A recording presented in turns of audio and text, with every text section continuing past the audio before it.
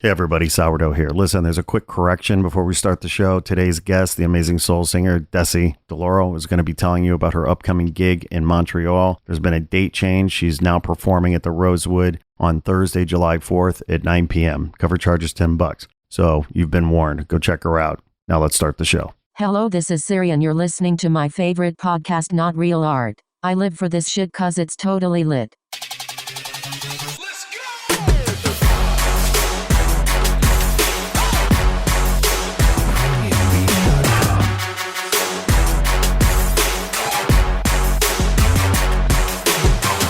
Greetings, artists and art lovers. Welcome to Not Real Art, the podcast that celebrates the artist-defining contemporary creative culture around the world. I'm your host, Sourdough, and on today's episode, I'm joined by my good friends, Dessy and Ric'key, the dynamic husband and wife musical duo fronting the award-winning, world-class speakeasy soul band they founded, Parlor Social. Yeah. Hep hep, guys. Hep hep. Happy How Monday. you doing, I worked all morning on that. Yeah. I had to get it right. I had to get it out. It. Did I your love research? That's right. Well, I try. Well, when I love you guys, when I love people the way I love you guys, I got to be prepared. Good to see you. It's so good to see you guys. Yeah. Wow, this is like an exciting Monday morning. Usually my Monday mornings are not this exciting. I know. Yeah.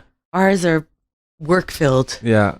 Work-filled Monday mornings. Lots to do. It's the beginning of the week and we hit the pavement. Yeah. Running. Figure out what you're doing, catching up over the weekend, and figure out how to plan your week, what you're doing, and all of that. Yep. Sure. All the stuff that you do when you're your own boss. Mm-hmm. Well, I'm guessing as performers, musicians, what have you, your weekends are generally full with gigs. Yeah, exactly. Friday night, Saturday night. What were you guys up to this weekend? This weekend, performances. We did we went to studio, recorded some new songs that we're about to release this summer. Did our last gig in Middle Bar yesterday. Yeah, we had a brunch gig Yeah. every Sunday. Love Metal Bar. It was great. And down in Inglewood for the last year and some change.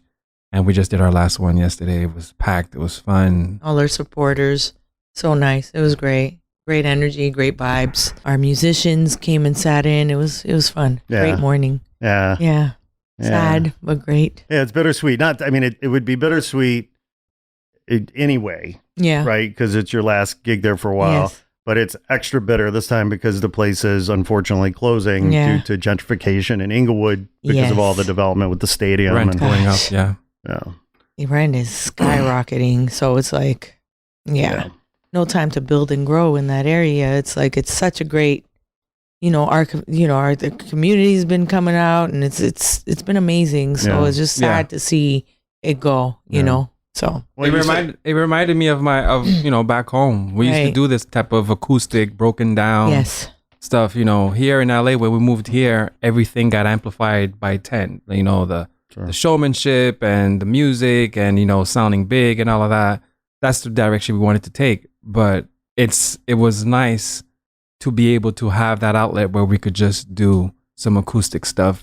Step out of our comfort zone and And just stretch, like take the songs wherever we wanted to go. Yeah. So it was really, really cool in that sense. Like really get to stretch, get to improv, get to flip the script on some stuff that we've been doing a long time. So Well, it was such an intimate venue as well, right? Yeah. I mean, that's what I loved about it. It was intimate.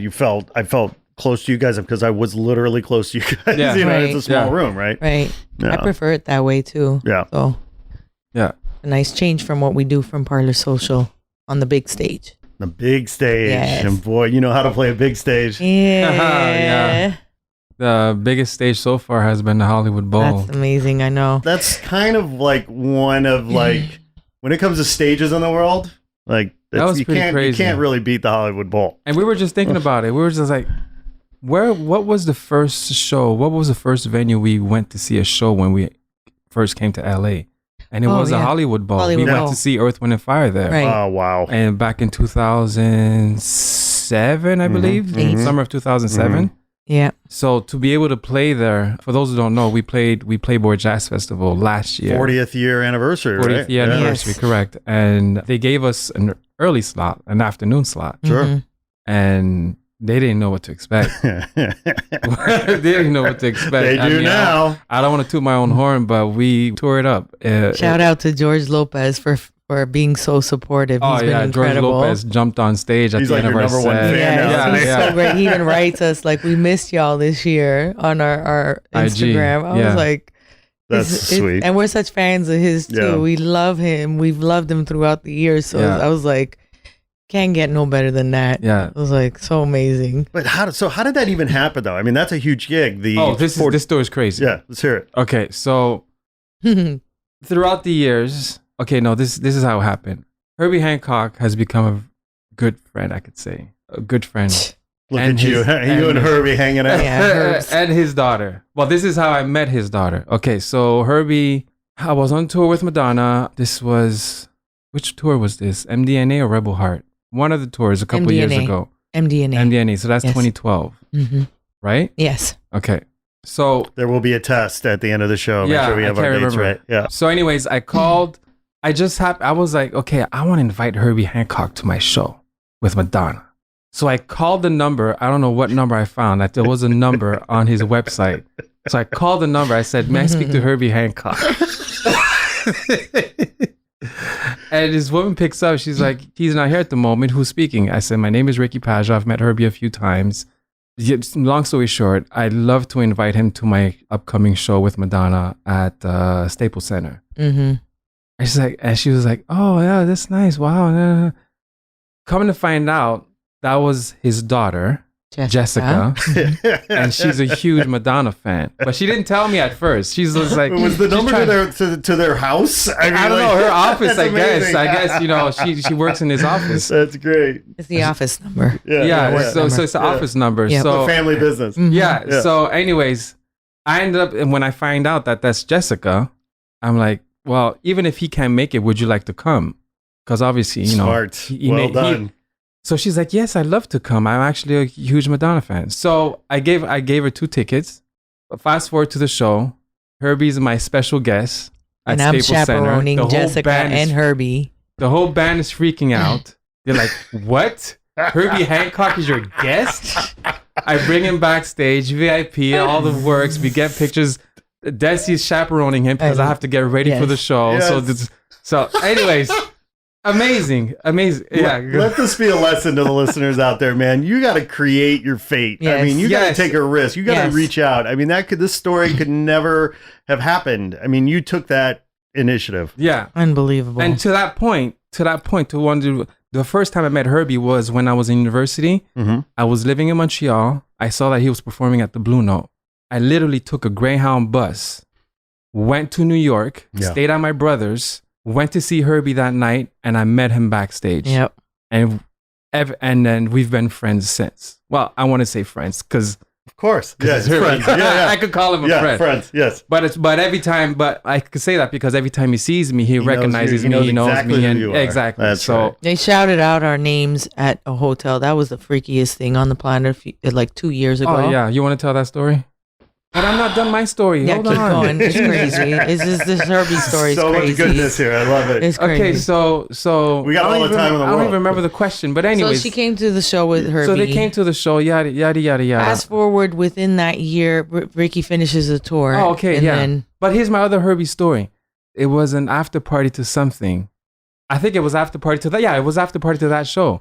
Herbie comes to the after party, the Madonna show after party with me. So he's my guest there. Madonna, I'd like to introduce you to my friend. I did. I swear. I said, Madonna, I would like to introduce you to Herbie Hancock. He said, so Herbie was there, Jessica was there. They both met Madonna and all that stuff. And funny thing is, I kind of claim this. Herbie came out with a memoir, and he mentions Madonna in that memoir. And I kind of want to claim that. He mentions Madonna in the memoir. By the way, I think you can claim that. yeah, you can. So anyways, so that's my Herbie story. So, okay, so back to your question, how did that happen, Hollywood Bowl? Yeah. We invited Jessica to one of our Edison. shows at the Edison, downtown LA. Love the Edison. I had my 40th birthday party at the Edison. Awesome place. amazing. Awesome place. So cool, right? We've done so many shows there, and we've done 2 New Year's Eve shows nice. there. Yeah. Bashes, Great place. yes. So anyways, one of the shows, I invited Jessica. She came over with her friends. She sat down. She was having a great time with her friends, all of that. At the end of the first set, she was sitting there. She's like, you guys are great. I'd love to see if I can get you into the Hollywood Bowl. I'm good friends with the booker there. I guess, I think Herbie has a huge place there. I think they're on the board. They're on the board or Oh, something. sure. They're on the board, Yeah. So that happened, I think it was 2015. Yes.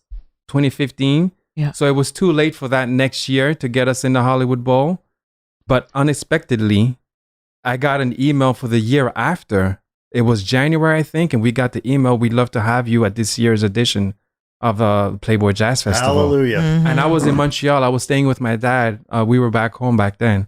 And we were visiting, and I was in my room. I saw the email. I freaked out because my dad is a musician. He's a musician. I grew up watching my dad play VHS shows of Hollywood Bowl performers.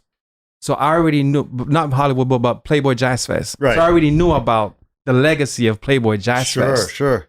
So to be able to just run down the stairs and tell my dad, oh my God, we just got asked to play at the Playboy Jazz Festival. That was What a gift. that was amazing. So Wow. that's the story behind us playing at the Playboy Jazz Fest. Yeah. Okay, that was all right. It's a pretty So, epic yeah, story. Des, you, can you Jessica. top that, Des? You got something Well, about the it? only story that tops it is that us being in Vegas and then Oh, yeah. Herbie and Jessica That was yelling surreal. out our names. Oh, So we're walking. Dessy, Ric'key. I was like, Yeah, oh my so we're walking past the slots. You know what I'm saying? I had a show with, I can't remember. Oh, it was it was a Billboard Madonna. Awards with Billboard Madonna. Awards. We had just done We were a in Prince town. tribute. mhm. So I'm performing with Madonna. So at the end of the night, we were walking through one of the casinos. I think it was MGM or something. Yeah, and total fluke that Herbie and Jessica and then we hear and the Dessy, family was Ric'key. there. I was like, I'm about to We drop like- dead. I can't even believe that they I just can't. This Yeah. is like surreal. And as I walked away after we spoke to them, I said, can you believe this? I just can't believe it. And it's funny because you've had some situations with the people you've connected with throughout the years. Benjamin Wright's another freaky story. Oh, yeah. I Another. don't know if we have time for that story, but this Benjamin Wright. is long form, baby. This is podcast. There's no one's. But again, it goes back to your story of If you don't take risks and you don't taking put risks it and out also there. taking control of your own destiny. You Right. got to Create make your your fate. own, Yes. create your fate. Mhm. I've always been like that. Yep. Mhm. So Dessy brings up Benjamin Wright. Benjamin Wright is an incredible orchestrator. He's written strings and horns orchestration for Michael Jackson, Off the Wall album, Justin Outkast. Timberlake's all of his albums, Outkast, Earth, Wind, and Fire. Earth, Wind and Fire, El DeBarge. I mean, you name it. Raphael Sadiq. So, anyways, Yeah, it goes on. Wow, heavyweight. I grew up listening to classical music and playing classical music, being around orchestras and chamber music and choirs. And it's significant stuff like that's him. On Keep On If You Want. Yeah. I mean, like, yeah, genius. Brilliance. Yeah. Total brilliance. So I'm listening to all this stuff, and I come to realize this is the same guy writing all this stuff. Right. This guy Benjamin Wright. So I looked him up, saw a phone number. There's that phone number again. I called the number, and this is back in 2006. Yeah. I called him up. Hi, may I speak to Benjamin Wright? He's like, this is he. I'm like, oh wow, he picked up. I just wanted to reach out, and I've been listening to your work. And by the way, my name is Ricky Pageot. I'm currently on tour with Cirque du Soleil, and I'm hoping one day I get to meet you. Something of the sort. I said, but he was very nice. I'm expecting him to say, "Man, don't waste my time." Yeah. He was very nice. He was like, "Oh, thank you for the call. Thank you for the call. Appreciate it. God bless you." This and that. Fast forward 2008 or 9, after we moved to LA, something like that. 2010. 2010. I get a call to do a church gig from our bass player at the time. Cool. All right. Where's the church? All right. Cool. Lakeview Terrace. All right. Cool. I'm going up there. I'm playing in service. Cool. Playing piano, obviously. The band is playing. Then I hear someone jumped on. I hear some organ. Someone jumped on the organ behind me. So I turn around, and it's Benjamin Wright. He didn't know though.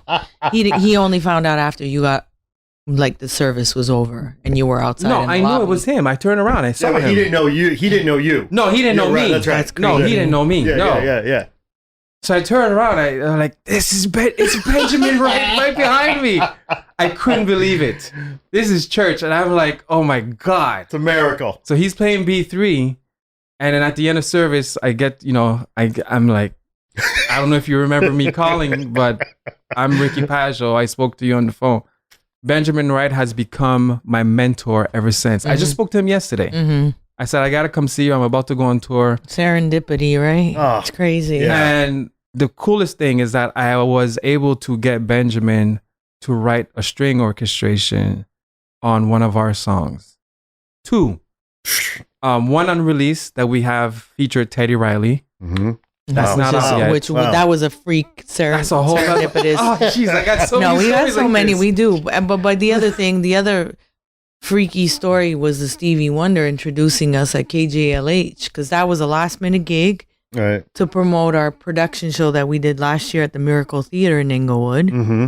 Sold out. That was a sold out gig. It was. Wasn't It was. Yeah. It was a Yeah. pretty packed house that night. My gosh, we didn't expect it. I had no idea. I'm such a Stevie fan. I grew up like worshiping the ground that Stevie. I mean, if you're not a walked on. Stevie fan, you're dead inside. Yeah. I mean, come on. I mean, or you're And dead. honestly, I almost dropped on stage. I said, if there's anyone that can make me pass out or freak or like pee my pants, it would be Stevie. Yeah. And I am cheesing the entire time. That video, I'm like, I still like get like stomach stuff happening every time I see it. I could not believe it. I was like, oh my gosh, this is Stevie. Like, so these moments, these serendipitous moments that we've been having, like, I'm like, this is crazy. Like, so I think we should do more of it because we don't do more of that these days. Oh, I do it all the time. Put it out there. I need to put it out there. I've always more and been like more that. because I think ever since my college years, Yeah. Power of Attraction, Yep. always been like that. Mhm. That's so underrated. And then to see that they came out with a book about it, I mean, I'm sure there was books before about it, but Well, to see that it was a whole Yeah. phenomenon a couple years ago when that movie came out, The Secret, yeah. I was like, yeah, I've been doing that. Yeah. You know what I'm putting it saying? out there. Well, right? I'm a big, these things are called, they're different words Yeah. to describe this, right? Yeah. One of the words that I've used over the years is visualization. It's like if you can visualize Yeah, sort of what that's what it is. you want, Visualizing or, it. you see it, because if you can't see it, you can't do it. Exactly. That's right? funny that you bring that up because Hollywood Bowl, back to that.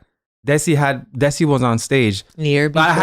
I had done it before, seeing Earth, Wind and Fire and all of that. But Dessy was on stage in 2017 performing with Miles Mosley, singing background vocals. And I'm in the bleachers watching. Yeah.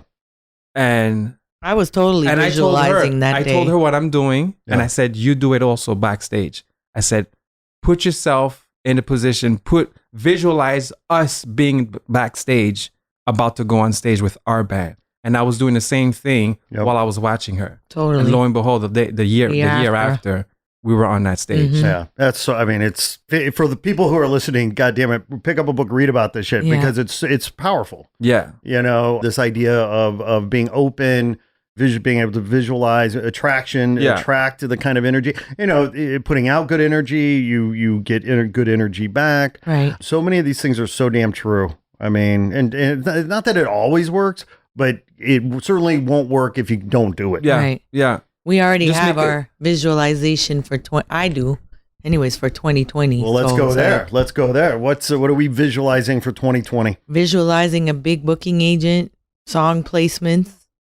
big song placements for our music, Yep. and touring all the festivals in 2020. Mm-hmm. Putting it out there. Yeah, I've been putting it out there like this entire I'm like, okay. Well, you're Ricky's gonna already go on tour. We're gonna set up Yeah. some shops, set up shop in different cities. Yeah.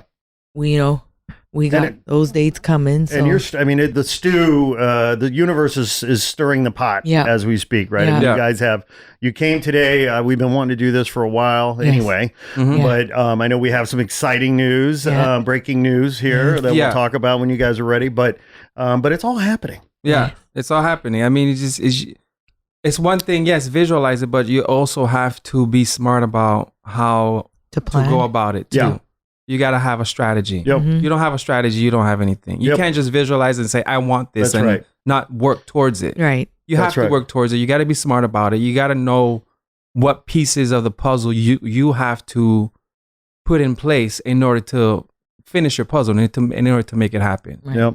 And by the way, I just want to comment because yes, you have to have a strategy and all that thing, but you better be prepared. Yeah. Oh yeah. You better be. I mean, because you guys, you worked your whole life. Yeah. I mean, your music has been your life from Yeah. day one. Yeah. And you know, it's great that you met Herbie, and it's great that you met Stevie, and you know these Yeah.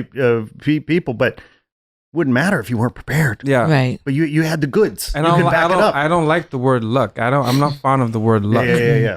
You got to prepare for it. You Yep. got to prepare for the opportunity. You got to put yourself in a position. Well, what's the old saying? The harder you work, the luckier you get. Yeah. Right. Something like that. You know, Yeah. make your own luck. Exactly it, That's yes. right. Exactly. Even since, my dad asked me, I think I was 16 or 17 years old. He said, what do you want to do with your life? What do you want to do when you grow up? What'd you say? I said, I want to tour the world playing music. I want to be an internationally known musician. Those were my exact words.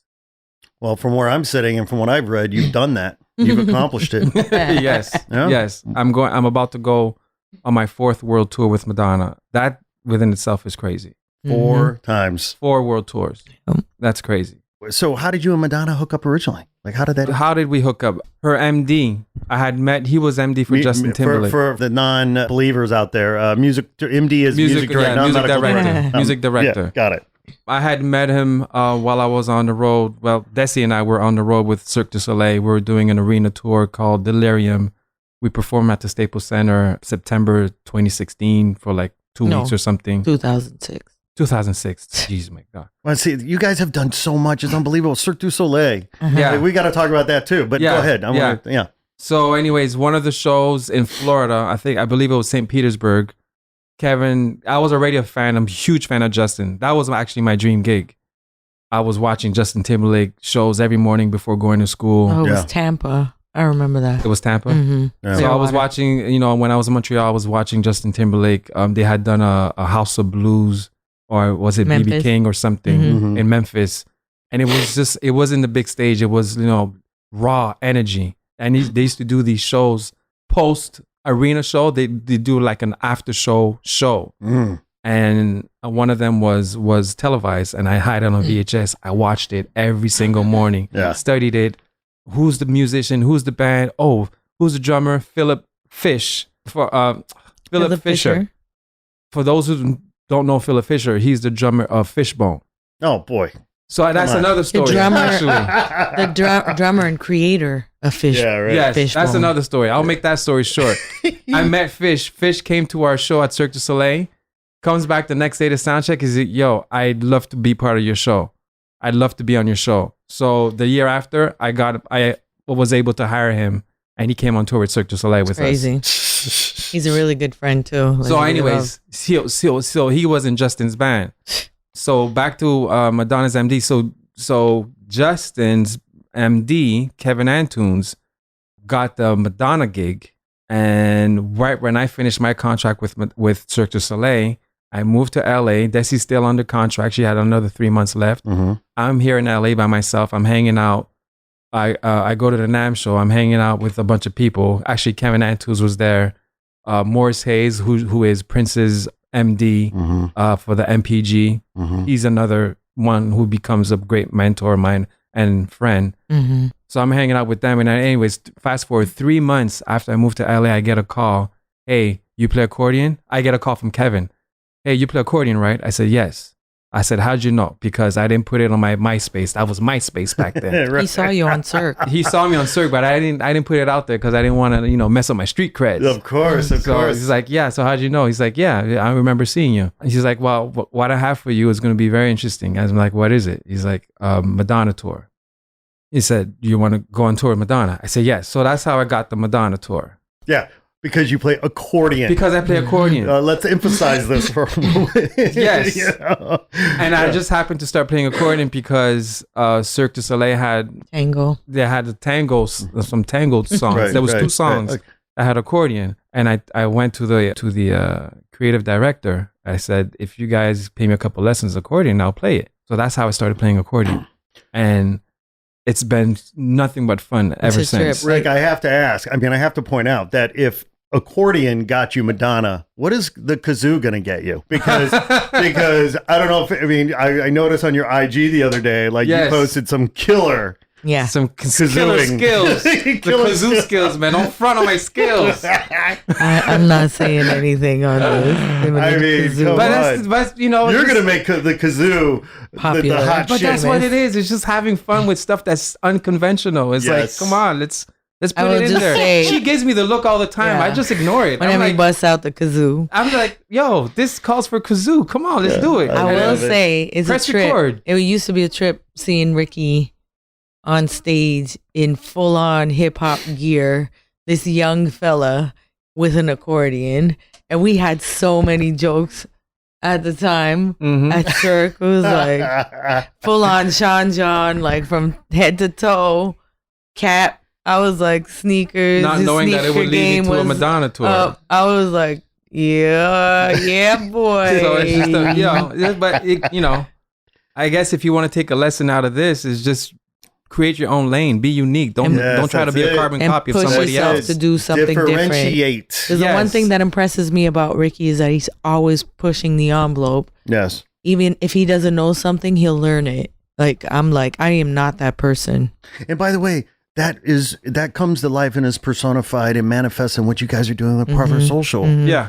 Parlor Social is so fresh and unique. Thank you. And the reason, and that also the reason I allowed, for me anyways, as a producer, I allowed myself to create that type of music is because of people like Herbie Hancock, who's always pushed the envelope. Yes. You know, he's always at the forefront of what was new and fresh. You know what I'm saying? He's a jazz musician that came up with Rocket. Like Rocket is a classic. I used to break dance to Rocket, man. That was my song.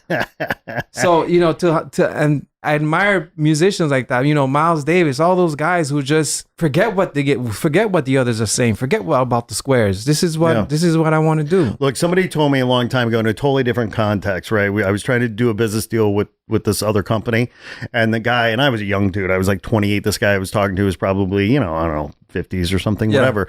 Many years my senior at the time, and I'll never forget it. He said to me, he goes, look, I don't care how big your company is, you're small, your company, you know, anything. I only care about one thing. And I'm, what's that? He's like, what can you do for me that no one else can do in the world?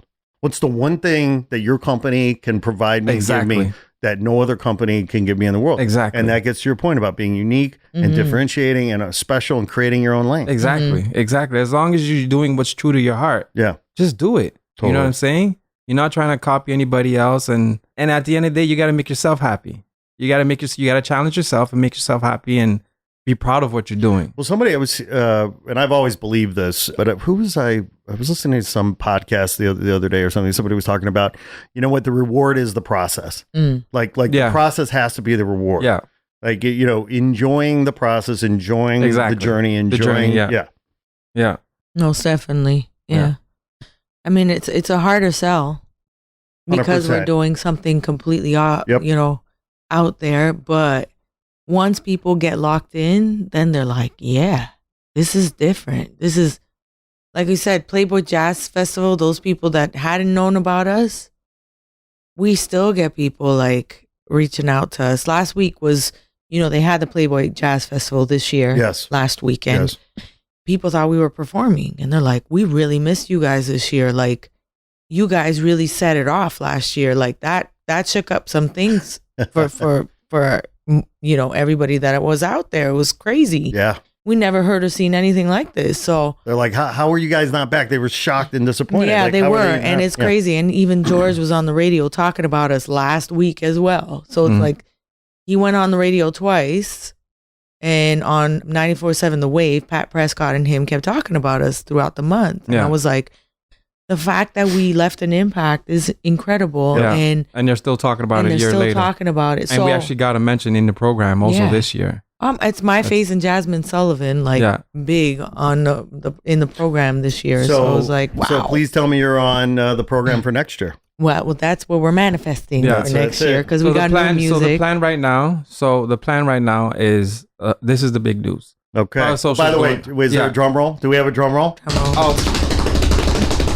I can't do it. I'm holding a mic. All right, listeners, we have some world breaking news right now. This is a first for Not Real Art. I'm honored to be the podcast to break this news. This is why we're here, to celebrate creative culture and the leaders and the artists that are driving it around the world. And this is so damn exciting. So let's hear it, Rick. Well, that's pretty hyped up, but anyways. That's like a big... I don't want to disappoint now. But anyways, Parlor Social is going on tour. This is the reason why we kind of held back on doing the podcast, because I wanted to have... I know I was working on this. Yes. And it's solidify it. It's coming together. Mm-hmm. So along this fall, we're going to do a North American tour where we have New York booked September 27th. Chicago. September 27th in New York at Ginny's. We have October 25th booked in Chicago at Untitled. And I hear it's an amazing My place. buddy is one of the owners of Untitled. Oh, wow. Oh, my God. You're the second person that has a relation to someone at Untitled. That's how I got the gig. That's amazing. Yeah, my buddy Yogesh Sharda. Wow. He's one of the 25 owners or something. Oh wow, it's a beautiful place. Yeah. It's a great It makes me think of the Edison. You know what I'm gonna do, and I'm gonna manifest this because I started to talk to my boss, aka my wife. I want to be there because I'm from Chicago. I grew up, in the burbs. That's true. And I want to be there for that show. October so I'm gonna manifest That's that right now. Yeah. That'll be amazing. And it's crazy thing, there's two members out of our band here who are from Chicago, and they're like, "Shoot, we'll come because what we do guys is, are jumping we don't have now. the budget to fly in musicians everywhere, Right. So we get local musicians." Yes. But the guys are willing to come because it's their hometown. So it's going to be a whole family reunion. And by the way, not to be presumptuous, but if you need some other players to fill out the gaps, let me know because I got some folks. Okay, there. dope. Dope. Yeah. Cool. I mean, we've been wanting to play Chicago. We know Chicago's gonna love what we do. Oh God, yeah. Hell They're yeah. gonna love what we do. So I'm really excited about that. Oh, wonderful, man. So that's October 25th. October Untitled 25th, Chicago. and I'm working on other markets. LA is gonna be mid-November. Okay. And I'm working on Philly and possibly some other markets that, I don't want to put it out there yet, but definitely other markets are coming. And then next year, we're going to do London, we're going to do Paris, and that'll be Parlor Social's first tour. Oh man. And we're really excited about this. And we're coming out with new music. Mm-hmm. Oh yeah. Some new music, very exciting times. We've been working hard. It's all coming together. And like Dessy said, all we need is a booking agent now. Put it out there, people. I'm tired of doing this by myself, y'all. These are complicated deals, man. Yeah. You can't concentrate on your art when you're trying to be a logistics coordinator. Yeah, right. And booking agents is it's a matter of time because people have been on the sidelines kind of looking at us and and we smashed the festival. I swear to God, Playboy, we smashed so hard. So I was like, it's just a matter of time. We know. Totally. But And I also because I know a lot of your listeners are independent, artists. Yep. It's not easy. Mm-hmm. Fuck no, it's not easy. It's not easy, especially going back. We're talking about the glory of having your own identity, being unique. But that's a gift and a curse because at the same time, our issue is that people have been looking at us and there's nothing else out there like that. It's great, but I don't know how to market. I don't know how to sell you guys. If I had a chord every time I heard that, I'd be rich by now. Yeah. Right. And every time I hear it now, I just okay, just turn the page. It doesn't even faze me anymore. It's so funny because people say that and in the same breath, they'll say, well, kind of what Amy Winehouse did with her album was conceptual and Chanel Monáe. And I was like, well, they certainly hit, exactly. The fact that you mentioned them. You know what I'm saying? So I was like, I just think that the powers that be are afraid nowadays to take chances on Everyone's people trying like to save what their we're job. doing. They're Right. trying to save their jobs, so they just go with the Big Macs. We've been putting out Big Macs. We're going to keep putting out the Big Macs. That's Yeah. right. Although they can get that much more with what we're doing. But there are a lot of people that say that once you get this out there, it has the potential to be Yeah. potentially big. And for our listeners, Yeah. right?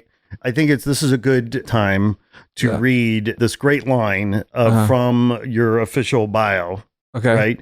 That describes Parlor Social. I love this. Right, It says, right. if Cab Calloway, Right. Outcast, Mm-hmm. and Lauryn Hill would have a love child, it would sound like Parlor Social. Yep, absolutely. Yeah. I mean, that's it. I mean, That's who what doesn't it fucking is. want to listen to that?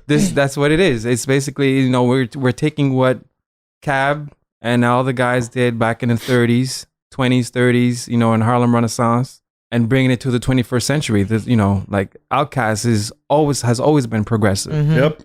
and that's what we love about them. Yep. And you add on to that Lauryn Hill. A lot of people hear Lauryn Hill when they hear Dessy the same. Yep. Soulfulness, phrasing and yeah, soulfulness, but Dessy adds some scatting and some jazziness to right. it too. Yeah, yeah. So I think that's the best description. But at the same time, our challenge right now, well, going back to the point that I was making now, nowadays, people are, it's hard for, to get the attention of the big money makers industry Yep. because everyone is scared. Yep. But at the same time, as independent artists right now, we're living a great time where we have platforms where we don't have to wait for them. That's right. We To- do. Go straight to the people. We Yeah. go straight to the people with social media. So use your social media. The other side of that. So use your platform that are available to you. And I Right. know not a lot of people embrace social media, Yeah, you have to. but you have to. Yeah. You have to. It's a tool. You Yeah. don't have to be on it 24/7. Yeah. You don't have to be posting every hour. You don't have to do all of that. But use the tool to get your work out there. Yes. Because you wouldn't believe the amount of people who get discovered. Musicians alone getting discovered on YouTube now. Mhm. It's not even like what you've done is, oh, you sounded great on that YouTube video. Come on tour with me. Yeah.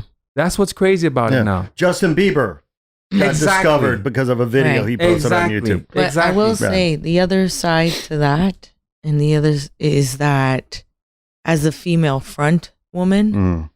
we live in a different time where it's like the new Instagram format of what female singers, entertainers, how you have to sell yourself. That's the bad part of, because I'm not that singer that's like stripped down. But that's always been like that though. But to, even like, that's selling changing. looks like half naked. But on even that's Instagram. changing, though. It's somewhat, Look but at it's still. what's her name? Liza? Yes. Liza. Yeah, good examples that she's pushing. Yes, She's a great singer. I don't She know if you is. ever heard of Liza. She has Yeah. a couple of hit songs now. Yeah. new artist. I mean, it's refreshing to see that. Yeah. You know what I'm saying? Yeah, Look, I mean, what do I know? But I would argue that there is a very large segment of certainly the American marketplace, if not certainly the global, that is hungry, is starving Mhm. for smart, rich, beautiful, intelligent entertainment. Yeah. Mhm. Yeah. That Yeah, you guys bring and that absolutely. other artists bring. It's- absolutely. But on a whole, they sell you this. Yeah, right. So if you Yeah. keep seeing this, Right. this is what. And that's this is how you should portray yourself, or this is how you should sound, or Yeah. this is how she should Yeah. look, and this is, and that's the hard part. Yeah. The musical part and the image, and that's all naturally comes from us. That's easy. It's selling it on a whole, like Yeah. to these people that are like, come on, man. Like, Well, and then when you know. make it, everybody acts like they saw it coming, right. or that they, it's everyone's like- gonna claim it. Yeah, right. It's like, And it's funny I already because we see it know coming. we know people that have been in our corner from the beginning that we know, Actually like wrote- people like you and people like a few that are like diehard. Like we know, like, Yeah. people are crazy. Like once this hits, it's gonna be huge, and that's why we keep pushing so hard. Like the struggle has been real. To your point, Yeah. I actually wrote a post on IG. This is May 22nd. I just pulled it out again. People like to say, pay attention to those who don't clap when you're winning. I actually like to pay attention to those who only start paying attention when you start winning. yeah, You see what I'm saying? Yes. To the point Yes, that you that's just right. made. That's right. You know what I'm saying? That's right. So That's yeah, right. everyone's going to claim it. It's in the sports arena, right? They're called fair weather fans, right? Yes. Yeah. You know, and you know the diehard fans, the ones that are sitting out there in the rain or whatever, right? Because for the love of the game, the love of the team, or whatever. Mhm. And I mean, it's a bell curve, right? I mean, 80% of the entertainment out there is going to appeal to, you know, the mass market or whatever. It's going to be bubblegum. It's going to be Yeah. kind of, you know, but when it comes to blazing a new trail with intelligent, unique art forms that are hard to explain, it's Right. just going to be an uphill battle. Yeah. It's just, you know, Yeah. but Yeah. the view is going to be fantastic when Oh, you right, You right. get there, Yeah. correct. That is so true. Yeah. And we know that. We feel it in our gut, our Yeah. bones. Otherwise, we wouldn't, you know. You guys are artists. I mean, you know, like this, you know, this word artist gets thrown around a lot, and I use artist in the biggest, broadest sense. Like Mm-hmm. I call myself an artist, but you know, that's again a big, broad the idea. You know, but then there are artists who, you're an artist. I mean, like it's like a whole nother level, right, of artistry, Yeah. and you know, lifelong. You know, you guys aren't. Oh, dedicated. You know, Like, we what's don't that book? What's that book about 10,000 hours? You know, no, you guys are like 40,000 hours, Right. or whatever, right? Right. I mean, yeah. I mean, we don't have day jobs, and I refuse to get a day job. It's all on the line. I mean, when it's all said and done, I'll reveal what we've been going through this last year. Ugh.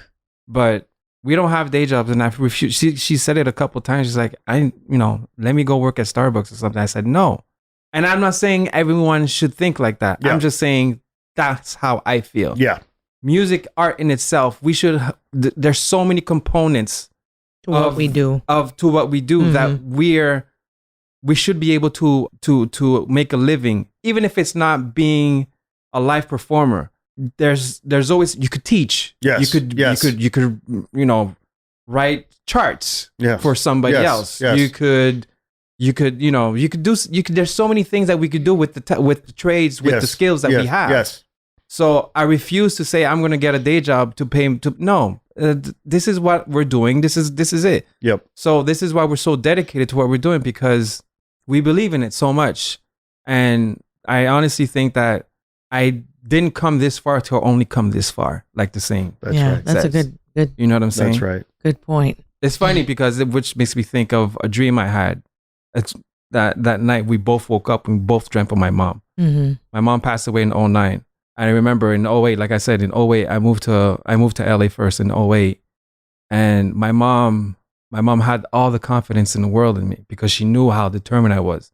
You know, her child is moving like cross continent, Yes. you know, but she had all the confidence in me anyways. So I wake up one morning, I think it was like maybe 3 years ago. I can't remember. Mm-hmm. We both wake up the same morning and No, we actually, both, I had the dream first, so I was awake already. And then I wake That's up. an odd dream. I was like, but the day before, the question we were asking ourselves is like, we okay, moved back to Montreal. we move back, pack our stuff up in the car, and It just has go not back been home. easy. It's a dark day. Yeah. It has not been easy. Yeah. Anyways, I have the dream. I wake up. I'm like, I had He wakes up half an hour after me in like a shock. And I was like, what? He's like, I just dreamt of your mother. I said, funny thing is I've been up and Wow. seeing you stir and wrestle and going like, what's going on? I had the dream. So I honestly think it was a visitation to both of us, like within a half hour. But I swear, it was crazy. What happens in my dream is I was sitting in my couch, back home. I see my mom there. First of all, I never dreamt of my mom where she actually spoke to me. This is the first time she spoke to me in my dream. Wow. And I guess she knew what I was going through, what we were going through, and we wanted to go back to Montreal. And she tells me in my dream, don't leave LA before achieving your goal. Crazy. You went there to achieve a goal, don't leave. And boom, I wake I up. know. Dude, I have Crazy. goosebumps. It was crazy. It was crazy. It's- And it's so funny because my dream was a dream that I was at Bed Bath and Beyond with her. Mm. She wasn't saying anything but moving slowly with a cart and putting stuff in the cart. She was filling it up. Mm-hmm. So my interpretation of that was that we're gonna be all right. Yeah, right. You're gonna be all right. I'm making yeah, sure that you yeah, guys yeah. are gonna be all right. I'm taking care of you now. Right. I'm getting stuff for you guys. Yeah. So that was mine. She cart, was filling my cart with stuff that we needed. It was so powerful. I was like, we had a visitation. That was crazy. So I mean, but it hasn't been. It's been a struggle, but the struggle's been real. Like we have our it hasn't stopped great us. moments. But once we have those struggles, from that point on, this year has been rough. Like October 2018, one of the hardest months. Wow. And then I started meditating, like hypnosis, like power of meditation through hypnosis, like the power of law of attraction and positivity. So filling myself up. Yes. I've been a changed person since. I can honestly say it's turned our lives around completely. Wow. From October 2018 to now. I mean, it's been a blessing. So I was like, you got to keep feeding yourself positivity, keep feeding each other positivity. Some days are good, some days are bad, but you got to, we're two in it. So it makes it a lot easier. Yeah. Because one of the fantasies and the myths, when you have dark days like that, right? It's easy. You're so vulnerable. You're so at risk, so to speak, right? That it's easy to believe that the grass is greener over here, or that if I just do that, it's all bullshit. Yes. Like there are so many people in this world right now who thought their white collar job was safe from automation or safe from technology or what have you. Like security, like it's Job just security is out a the myth. window. It's a fantasy. Yeah. And that never existed to begin with. Let alone, maybe it existed in the 50s for like a minute. You know what I mean? Like for a lucky part of the post World War II generation who collected a pension. Right. But the reality is, everything is a struggle. Certainly if it's I think if it's, it sounds cliche, but if anything worthwhile is a struggle. Yeah. Exactly. Yes. That's one of my favorite quotes. Yeah. You got to sacrifice. You got to put in the work and sacrifice in order to reap the benefits. But Des, I don't want to glaze over the fact that you said that meditation is helping you. I bring it up specifically a couple of episodes ago. I had a artist, writer on the podcast named David Gerken, and David was a Hollywood writer. He had written on big TV shows like The West Wing and what have you. But he had worked in DC as a lobbyist, and he was chief of staff for Nancy Pelosi for a long time. And then he came to Hollywood to work on West Wing. He's been a writer, but then he just, said, fuck it. It was too, his life was too chaotic. It was stressful. It was, he was losing sleep, and he started meditating. And it's changed his whole life. Right. And now he's written a book. He's got a book coming out, and he's full-time advocating for meditation right now. Incredible. And so I want to emphasize what you're saying here, because I think so many listeners could also benefit. Yes. And I suffer from depression. I've been suffering from depression for years. So it's like, just like a true artist. Yeah. Yeah. And no medication. I refuse Good for you. to do any of that stuff. And it's been amazing. Like I'm good. I'm in a good place. I feel really good. The hypnosis has helped like tremendously. Even I was having bouts where I couldn't sleep because of so much stress in our lives. Yes. Financial stress. It was taking a hold of me. I was a mess. Yes. I was like, I got to do something, find something. I found these hypnotherapy, meditations, law of attraction, power of positivity, all this stuff. It changed me, like completely changed me. Like in a matter of months, I started doing it like on when a did you start seeing the results? Like after a few weeks or a few days? After a month. Yeah. I would say that a month into it, gosh, everything. Like I feel good. Like even now I'm like, I'm in a good place. Like it was a mess last year. Now I'm like, and it constantly, every now and then it tries to creep in, and I just do like one session. I'm good. Yeah. Sets me right back. Yeah. I was like, I've learned how to cope. I've learned how to find things that when something triggers depression or I start to feel a certain way, like yes. You feel it coming on, don't you? Absolutely. Yeah. So I'm like, I know how to tackle it now. It's amazing. Like, wow. Yeah. I self-diagnose. I know what to do. I'm good. Yeah. Like I don't need to, When I worry about a lot of artists who, I mean, kudos to you for having the discipline, the self-love, the self-awareness to be able to sort of, figure out how to deal with it in a healthy way. Yep. Like I worry about artists as being mental health, Yeah. and depression. These are very typical things that artists deal with in many cases, sometimes worse than others. But Right. but I think then they don't always handle them in healthy ways. Right. you It's know? important. Yeah. It's so important to, it doesn't work for everybody. Yeah. Everybody has their own belief system. Mm-hmm. Mm-hmm. For me, I mean, incredible. Yeah. Anything that'll keep me away from medication, I don't, Well, I it tell you works what. for some people, but I can't do it. I don't mean to jump around though, Des, but like forgive the crass, but you're a tough motherfucker. Okay, because when I saw you guys perform Right. that night at the Sofitel, Right. Because you guys just wrapped up your residency at the Hollywood Sofitel, right? Right, Okay. yeah. Well, I saw you perform there a few weeks ago, a Right. couple months ago, and you were talking about that you had come off like a major back issue, like your back had been like out, Oh like my you said you couldn't gosh. even get up out of bed like the I've day before, had and those then like moments. 24 hours later, you are literally like killing it on the stage. I'm like, She's is a tough cookie. I can handle pain. I have sciatica issues every now and then. So when it blocks, it blocks. So Ricky the show was must like, go on. yeah, I was Yeah. like, She's done a New Year's Eve show back in Montreal. We had 4 sets to do. I had laryngitis. She did not have a voice. I had full on She laryngitis. I didn't woke have a up the voice. morning of with laryngitis. I was like, oh. Well, this I don't know we had what to do 4 about sets this. to do New Year's Eve. 4 sets, not And- 3, What the 4. fuck do you do that? I mean, She tore it up.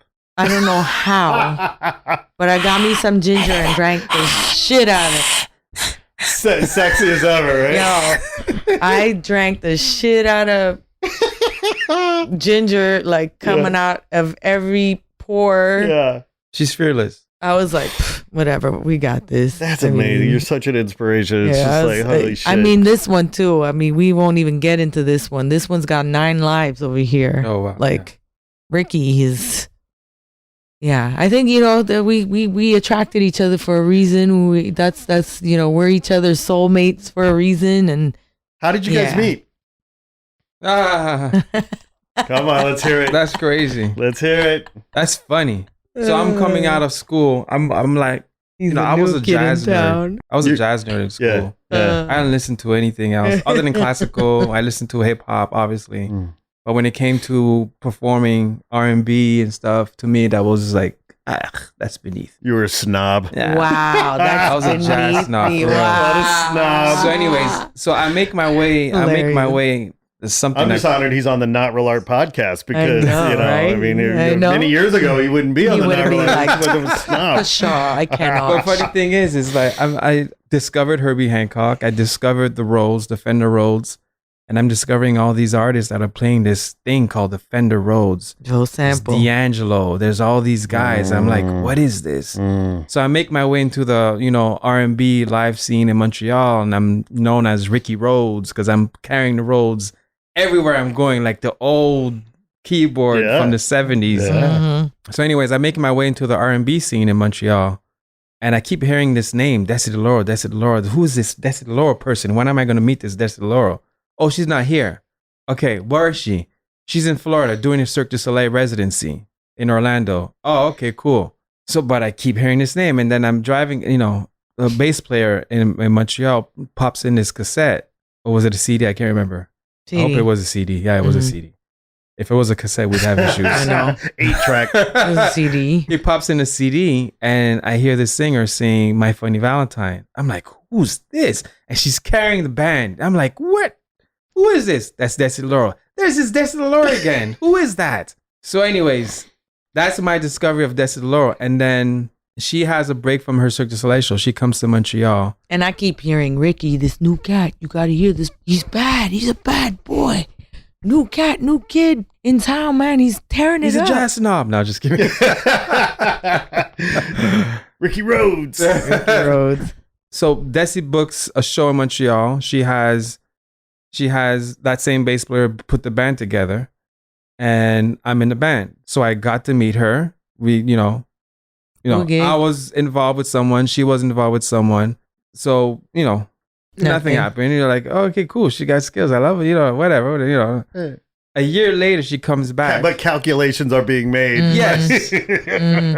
But a year later, she comes back and she's singing at a club. Now, at the time, I'm with my girlfriend at the time.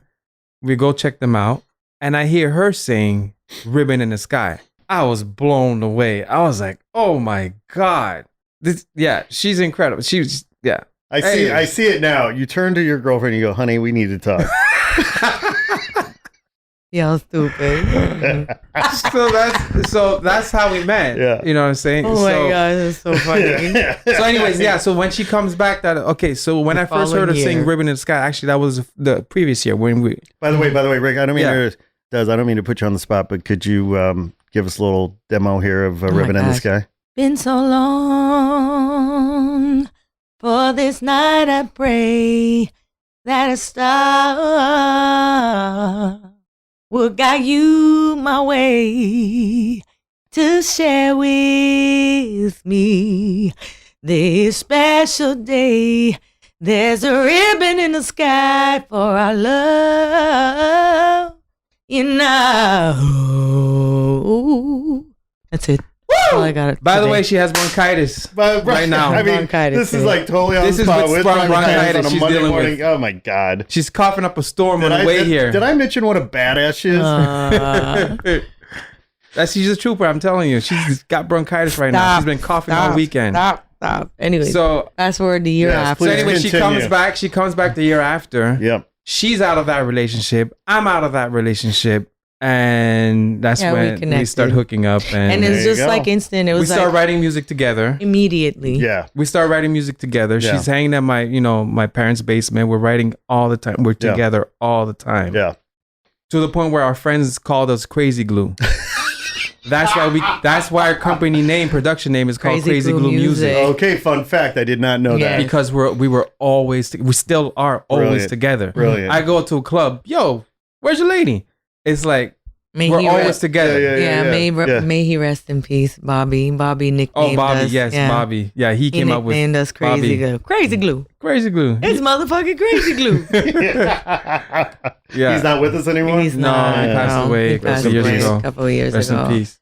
So it was, and we that's the nicest tribute we could do Yeah. for Bobby, because I was like, we're Crazy Glue Music. That's it. I love it. Perfect. Yeah. So it was like everybody. So If they'd see one without the other, they'd be like, I mean, come on. What happened? Which one's crazy and which one's glue? 'Cause Me. Apparently, I'm I crazy. think, claim glue. I think she's He the glue. claims, She's yes. crazy. No, I'm glue. No, She's I'm crazy. crazy. I'm crazy. She's crazy. Okay. Oh, Lord. It's the All same right. thing. It's the same thing with Parlor Social. Who's Parlor and who's Social? I'm Social. She's Parlor. You know, it's funny because it was immediate. I didn't trust anybody with the music. I was working on music in Florida Mm. and was going through a really bad relationship. I dealt with domestic abuse, mental abuse in that relationship. Yeah. So when I came back to Montreal, I was like free.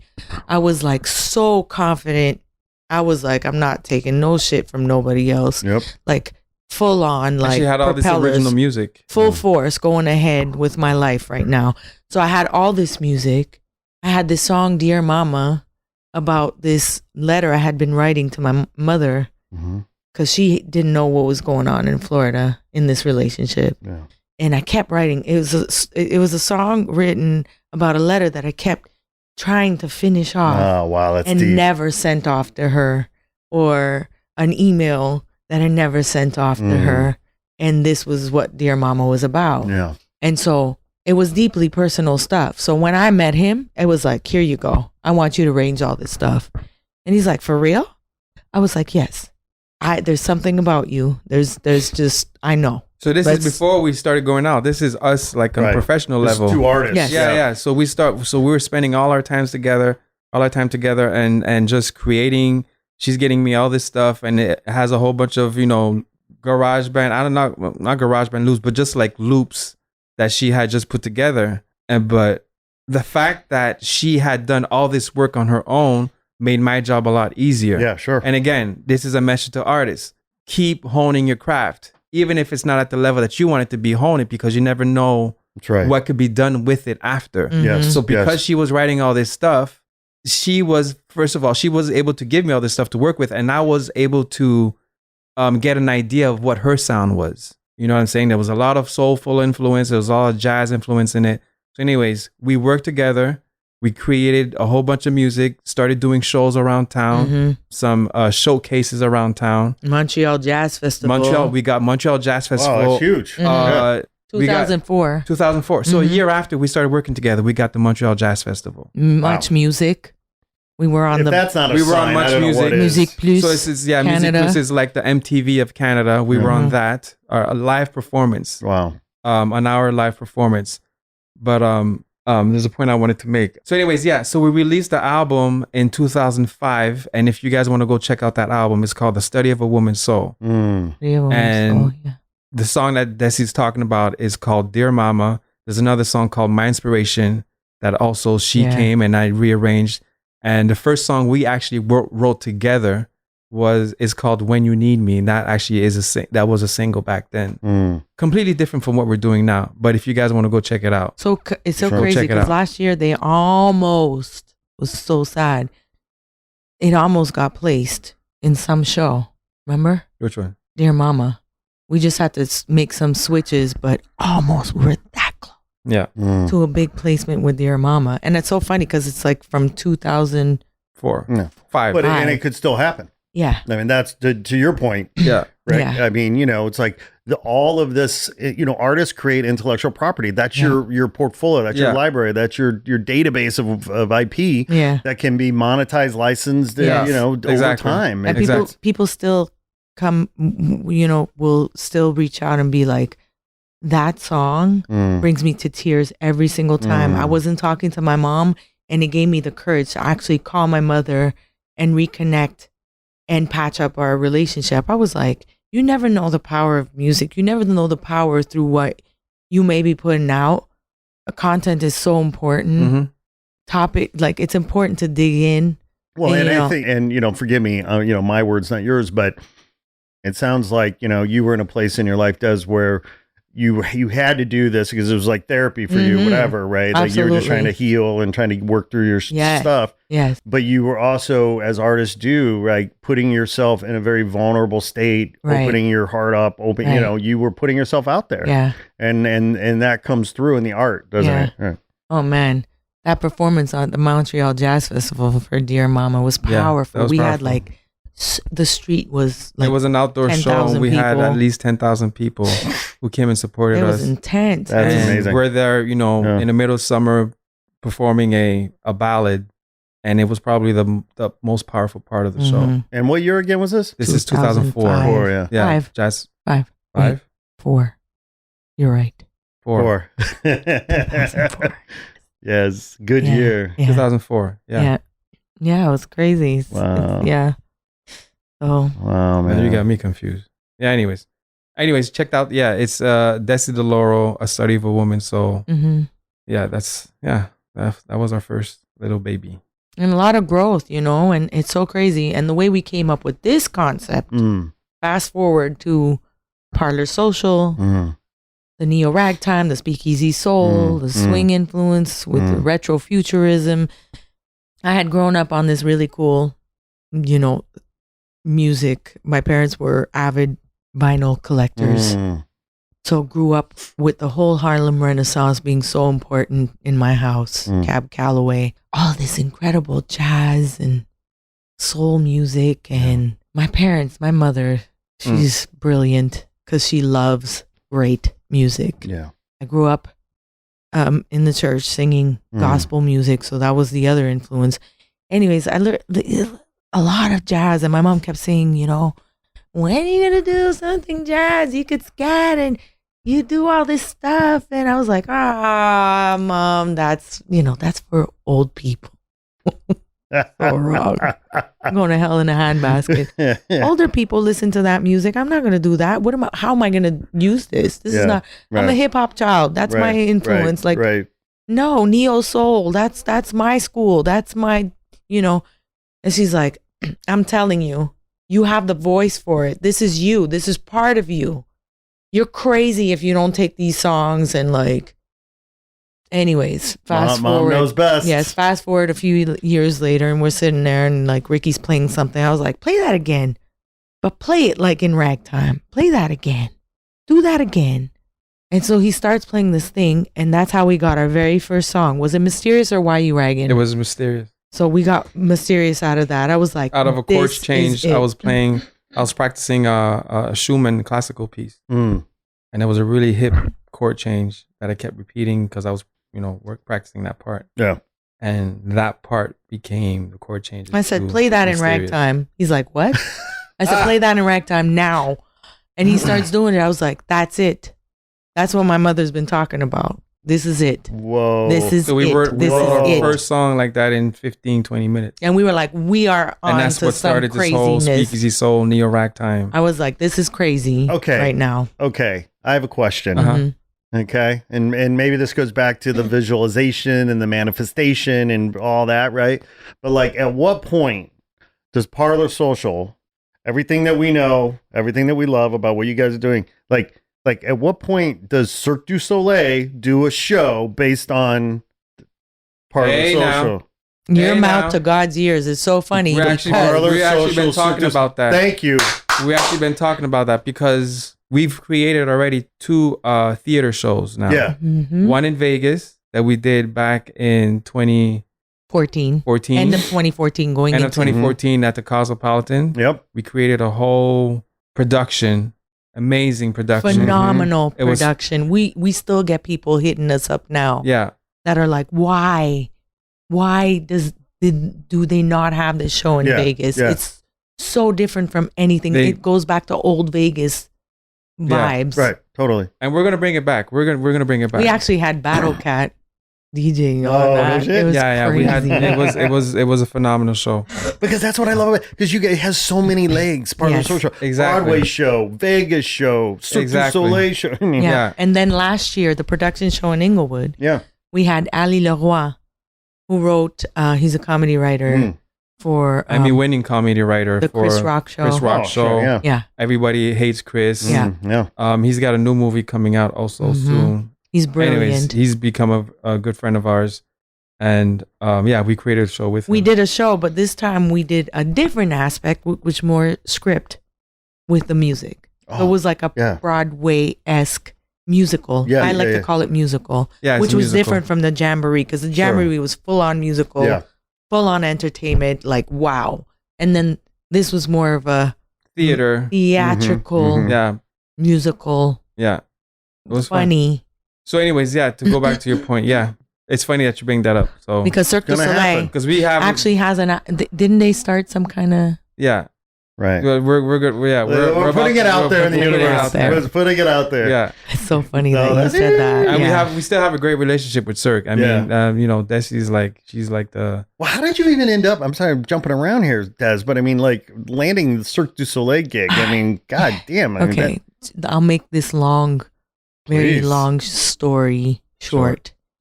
When I was in Montreal, really, really young Dessy, I was so eager in the business that I'd take whatever. I'd be like jumping on everybody's projects, writing hooks Mm, on a lot of French rap groups. didn't they mhm. call you the hooker? The hooker. Yes, they did. My friends called me. High priced. Yes, my friends would call me the hooker. So I take like all the gigs, like okay, I'm going. All my friends, these amazing like French hip hop artists, I'm gonna lay hooks down for them in English. Mm. Oh, speaking of that, Dessy's on the first francophone rap album, platinum selling rap album in Triple Canada. platinum. Triple platinum. She wrote the hook. I on wrote that. the hook. It went #1. I didn't know what was going So on. she already I was made like, history. this You know wide-eyed- why? Canada. You know why? You know Why? why? Because you're the hooker. That's right. So, and then I got 2 songs that went #1 in huge success. One rap group in Canada, French Canada. They were big everywhere. So from that, I was like, okay, cool. Cirque calls me and they're like, we need a singer that'll, like that's highly influenced by hip hop and R&B. We'd love to have you in our show. I knew nothing about Cirque du Soleil. I was like, okay. Funny story though. 2 weeks before I get this phone call, a friend of mine calls me, is like, yo, they're holding auditions for this thing called Rent. Can you make it like in 2 hours? I was like, I'm just running around like shopping downtown, had like blue overalls on, my afro was out, no makeup. I was like, sure, where is it? Show up. I get the call back for rent to play Mimi. And everybody in the line was like, oh my God, she looks exactly like Mimi. I was like, in my head, I was like, I know nothing about what these people are talking about. I don't know nothing about the rent. Yes. Rent. Never heard of it. Never saw it. I'm just here. Sang an a cappella song. I got my call back. Anyways, I chickened out. I never went back. Interesting. I lost my opportunity on Broadway. Well, what was that about? Why did you chicken out? Just too young or what? What? Too young. Too all over the place. I was flaky at the time. Scared. Way into shopping. Yes. Way into shopping. Way into shopping. pressure? Just like, no, not even. Because my friends were like telling me that I was crazy for doing what I did. But I was like, That's what I'm saying. Peer pressure. They didn't think that it was for you. no, my friends thought I was crazy to walk for out not- of for not pursuing that. Okay. So anyways, 2 weeks later, I get a call for Cirque. Mhm. And I say, yes, I'm going to go. And I went and thought they were going to send me right back home. But anyways, I stayed. I did 2 years there. It was my first major gig right out of Montreal. And amazing experience because I needed it Mm. for discipline, Mm. showing up at a job on time every single day. I got a theatrical experience out of it because I didn't know what that entailed. Right. It was this monster that I was walking into, and I was like, oh my gosh, I don't know. This is crazy. Mm. This is not my world. I'm from a hip hop world. I tour with hip hop artists. Like, this is crazy. So anyways, it helped shape everything leading up to what we're doing now. It really did. What a gift. And I Yeah. mean, you know, we probably wouldn't be here today if you had taken the Rent gig. Correct. I mean, it's possible, right? And probably would have never met Ric'key. I would have been a Broadway. Snob. I would have been on Broadway. My life would have been that too. Yes. But my life would have taken That a is socializing with you different. little petty jazz musicians here. Yes, thank you. I'm Yes, on Broadway. I'm on Broadway. Mhm. But Hey, much love to Broadway people. yes, They're- we love. I they're love just playing. Broadway. Love Broadway, Just you kidding me? playing. Yeah. But my life would have taken a very Yeah. different course if I had chosen that. So I was like, everything, you know, I don't regret anything. Yeah. I'm not that person that's like, oh my gosh, I sit here, regret not. No, there's a reason for everything. Ever forward. Yes. Yeah. So it's just to keep moving forward and keep plowing through, you know. Well, it'll take us to the next. Well, and I just love the fact that you're like, I don't even, what is this Cirque du Soleil shit? Like, I had no idea. Like, Being that's- from Montreal, Yeah. I had no idea. Oh, it's so funny. I was like, the circus. And, Oh, no. right. But I mean, Cirque du Soleil, right, is now certainly and has been for a very long time. Yes. One of those organizations that if you happen to be affiliated with them on any level, Mm-hmm. you could get this halo effect of being a world-class professional. Yeah. Yes. Yeah. Yeah. I mean, and one of the things that I love about Cirque du Soleil is that like so many companies out there, whether it's, you know, Tesla or Apple or Sonos Systems or whatever brand or category you're talking about, like truly innovation, truly innovative, truly disruptive. They took the circus, Yeah. right? Yeah. This tired idea of what, you know, Hey, let's do something different. Let's call it a circus, not have animals. Right. right. You know what I'm saying? Right. And to us, being from Montreal, because Cirque du Soleil is from Montreal, to Yep. us, it's not a big thing. It's just Cirque du Soleil. Yeah. But when you actually travel on that tour and you see how people view it, and it's like, oh my God, you're Cirque du Soleil? What? It's like, yeah. I think it also depends culturally what you're involved in growing up, because for me culturally I had no connection to it. So Sure. for me I was like, Cirque, yeah, okay. I've heard of it. Yeah, like, yeah, but what is it? Yeah, I it was didn't know just I've about never another seen a thing. show. Yeah. I was like, I kept hearing about musicians going out on tour with Cirque du Soleil. I didn't know what Cirque du Soleil was until I met her and she told me what the show was about. Funny thing is that when I came back from Florida, we set up our shows. I would bring out people, and the people that casted me and the people that were my creative directors in the shows in Florida, they had grown up. They had gone up in the company now. So they had become like a bigger They'd taken on a bigger role Yeah, sure. in the company. Leadership So roles. when they saw him in our show When we started with working our together. original project, they were like, we're putting together a new show called Delirium. That's a rock and roll show. This young fella is very promising. We're Good. going to call him up and get him to be band But this leader is what's in the funny show. about us. Again, that show, the showcase that we used to do. What was it called? Did we call it A Study of a Woman's Soul? I believe so. Yes. Okay. So that showcase, even that little showcase, the room was literally the stage. The room itself was it was a narrow room. It was a room on top of, it was a venue on top of another major venue. It's called Le Petit Medley in Montreal. And we used to rent that room and put on our own show. And even that had a concept. We had Like skits it was- in between. And I was talking. It was a story. Yeah. It was basically Dessy's story from wherever she was. We didn't say she was in Florida, but it was her story in Florida. Yeah. And leading up to basically coming to Montreal and starting a new quote unquote life. And that had a whole concept. And even I took, this is how ghetto I was. I had an idea. We had a song called Coming Back. The Airplane. So I took an airplane sample from online, Yeah. put it on a CD. Not I ghetto, burnt it that on a was brilliant. CD. Yeah. That was like, Okay. I didn't know anything about sampling. I didn't have computers and all that.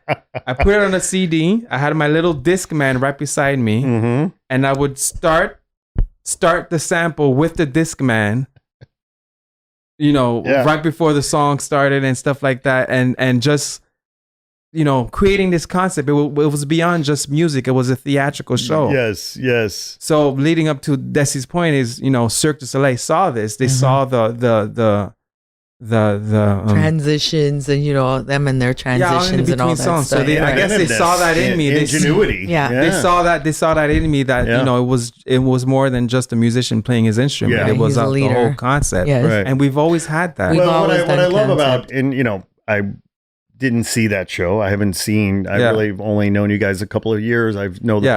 Parlor Social Yeah. world Yeah. you created, but what I'm hearing and what I appreciate about Parlor Social as well. But I think what I'm hearing is that it kind of carries through all these other things. It's like you guys create worlds. Right. Like you're storytellers, but Yeah. each show or each project, you're working hard to create an experience, a world for your audience that transcends a great song or whatever, because it is a concept. It's and I think that's really says a lot. Again, going back to being an artist. Yeah. It's a matter of creating a story, creating. I like to say when people come to your show, make them feel like they're coming into your home. Yeah, and you're telling them a story. They're coming into your environment. Mm-hmm. And make them feel like they're part of it. You know what I'm saying? They're part of the experience, and that's what we try to do. Yeah, it has from to be an then experience. To now, every single aspect of everything that we've done, including the production show, the jamboree, was very interactive. Yeah, we've always had this it's important for me. I need to see people. I need to that connection is so important to me. And more and more we go, I it's something that I really pride myself on. I gotta, even if it's far, Playboy Jazz Festival, you connect with people. Yeah, girl, Connect, how to connect with your audience. Thank you. I pride myself. I need that. I gotta make sure you're having a good time. Yeah. Whatever's going on, I gotta make sure that we're getting our point across. Yes. Whatever it is. If it's sad, I want you to feel sad. I want you to feel something from it. And if people can't connect to the vibe you guys create, I mean, there's something seriously wrong with that person, because the energy is infectious. Yeah, we've had the toughest, people at our show, and I'd say in more recent times, it's been good. Mm-hmm. Reaction has been great, and and now we're at the point where it's I feel good. So the music's got to make people feel good. You want to have a good time? come on out and have a good time. We'll make you like let go of the shit you're going through. Yes. Like, or all this crappy news on TV or like all this stuff going on, all this heavy stuff. Like, come on out. It's an escape. Yes. And take a break from all this crap and just let down your guard and have fun. We're here to have fun. Yeah. Nothing, no deep soul searching and stuff. Let's just have fun. Hep, hep. Yeah. So, Hep, hep. yeah.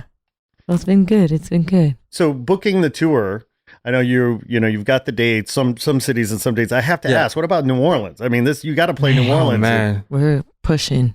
That's putting it out there. We're putting a lot of stuff out there. That. I can't wait till we book a show in New Orleans.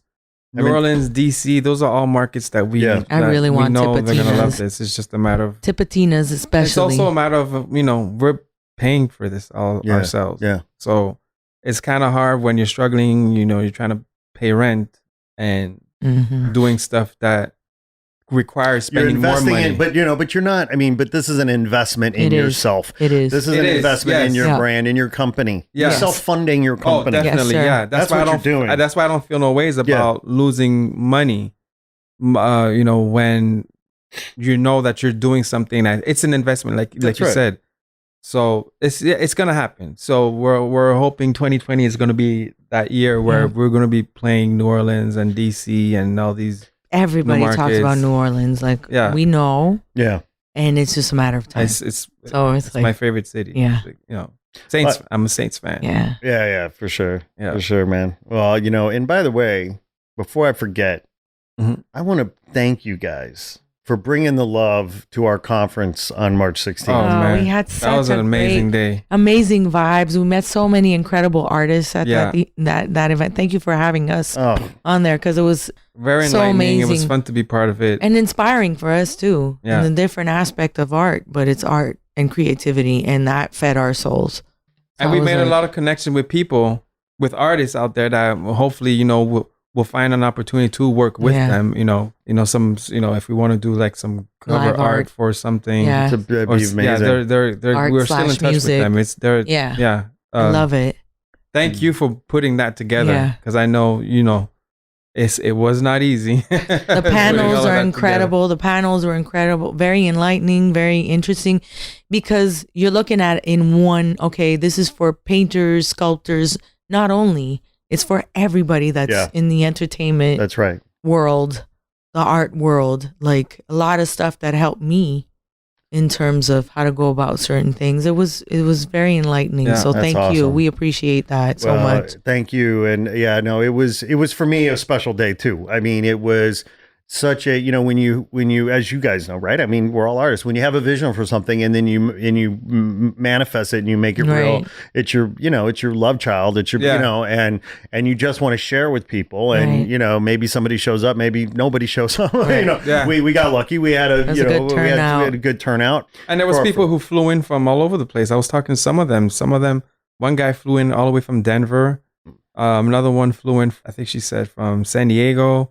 Like, it was really nice to see. It wasn't just LA. It was people who flew in. It blew me away. Yeah. It blew me away. We're super proud of you, because it was your first installment. It was incredible. Like that. You should be really proud of yourself. Thank you. For that achievement, because it was successful. It was amazing. Thank you. It was, and I say that humbly, you know what I mean? Like, because for me, the proof was just afterwards, people saying thank you, people saying do this again, people saying I learned something, people saying I met some great people. I'm so grateful to hear that you guys met great people that you might collaborate with.